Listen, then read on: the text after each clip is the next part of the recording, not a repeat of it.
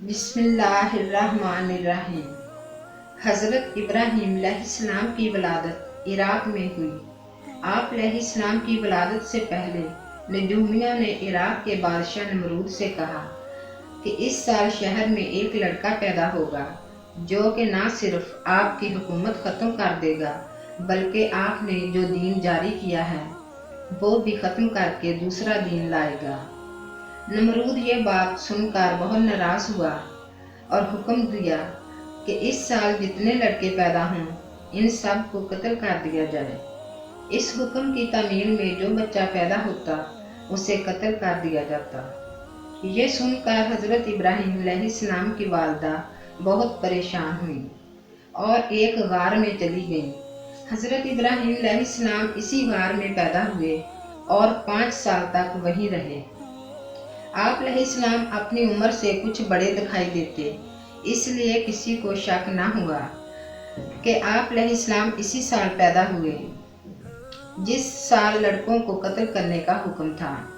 हज़रत इब्राहीम अलैहिस्सलाम जब गार से बाहर आए तो अपने वालिद को बुत बनाते, उनकी पूजा करते और लोगों को बुतों की सितारों की इबादत करते देखा। आप अलैहिस्सलाम को ये सब अजीब लगता था कि ये हमारे रब किस तरह हो सकते हैं। जब इब्राहीम अलैहिस्सलाम बड़े हुए तो अल्लाह ने आप अलैहिस्सलाम को नबूवत अता की और 10 सहीफ़े नाज़िल फरमाए। आप अलैहिस्सलाम ने अल्लाह के हुक्म से तबलीग शुरू की और इसकी इब्तिदा पहले अपने बाप आज़र से की। उन्होंने अपने बाप को बहुत समझाया कि इस चीज़ की इबादत छोड़ दो जो तुम्हें कोई फ़ायदा नहीं पहुंचा सकती। ऐसा ना हो कि तुम पर अल्लाह का अज़ाब आ जाए। लेकिन बाप पर आप अलैहिस्सलाम की तबलीग का कुछ असर ना हुआ। फिर आप अलैहिस्सलाम अपनी कौम की तबलीग में मसरूफ़ हो गए, लेकिन कौम पर कुछ असर ना हुआ। एक दिन सब लोग शहर से बाहर मेले में गए हुए थे। आप अलैहिस्सलाम ने मौका पाकर इनके बुत खाने के तमाम बुतों को तोड़ डाला और एक बड़े बुत को छोड़ दिया।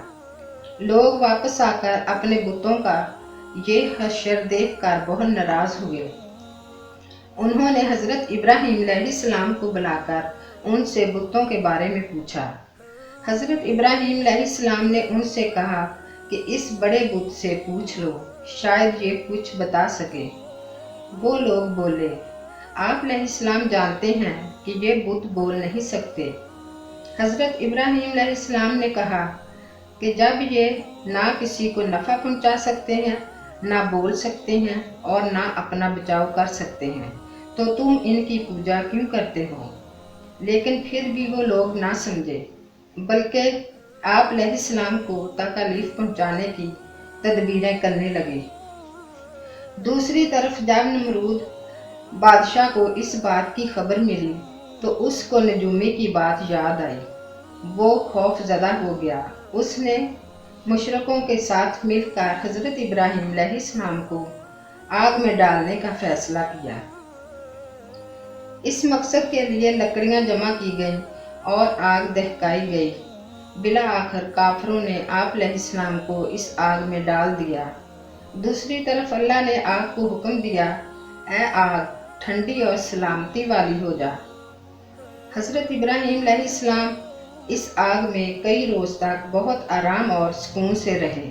काफ़ी दिन गुजर जाने के बाद जब आप अलैहिस्सलाम बाहर निकले तो आप अलैहिस्सलाम के चचा की बेटी हज़रत सारा आप अलैहिस्सलाम पर ईमान ले आए।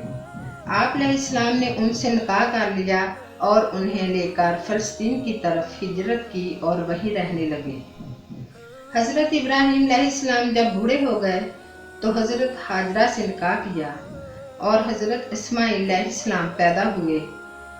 इसके बाद हज़रत सारा के यहाँ हज़रत इसहाक अलैहिस्सलाम पैदा हुए। हज़रत इस्माईल अलैहिस्सलाम और हज़रत इसहाक अलैहिस्सलाम को अल्लाह ने अपना पैगंबर चुना।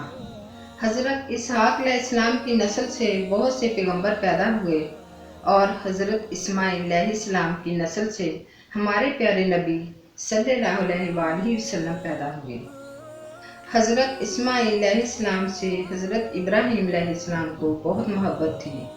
ان کی پیدائش کے بعد اللہ نے حضرت ابراہیم علیہ السلام سے ایک اور امتحان لیا اور حکم دیا کہ بی بی ہاجرہ اور حضرت اسماعیل علیہ السلام کو کہیں دور چھوڑ آئیں۔ حضرت ابراہیم علیہ السلام بی بی ہاجرہ اور حضرت اسماعیل علیہ السلام کو صحرا میں چھوڑ آئے۔ اس ریگستان میں کھانے پینے کی کوئی چیز نہ تھی۔ آپ علیہ السلام انہیں کھجوروں کا تھیلا اور پانی کا مشکیزہ دے کر واپس آ گئے۔ ایک روز جب کھانے پینے کا سامان ختم ہو گیا تو بی بی ہاجرہ پریشانی کی حالت میں صفا اور مروہ کی پہاڑیوں کے درمیان دوڑتی رہیں۔ وہ ادھر ادھر دیکھتی کہ کوئی قافلہ قریب سے گزرے تو اس سے مدد مانگیں۔ اسی دوران ننھے منھے حضرت اسماعیل علیہ السلام پیاس کی وجہ سے رونے لگے۔ روتے روتے ان کی ایڑیوں کی رگڑ سے اللہ تعالیٰ نے زمین سے پانی کا چشمہ جاری کر دیا۔ پانی اس قدر تیز بہہ رہا تھا کہ بی بی ہاجرہ اسے زمزم یعنی رک رک کہہ کر جمع کر رہی تھیں۔ اسی وجہ سے اس چشمہ کا نام زمزم پڑ گیا۔ پانی نکلنے کی وجہ سے یہاں قافلے آباد ہونے لگے اور یہ مکہ شہر بن گیا۔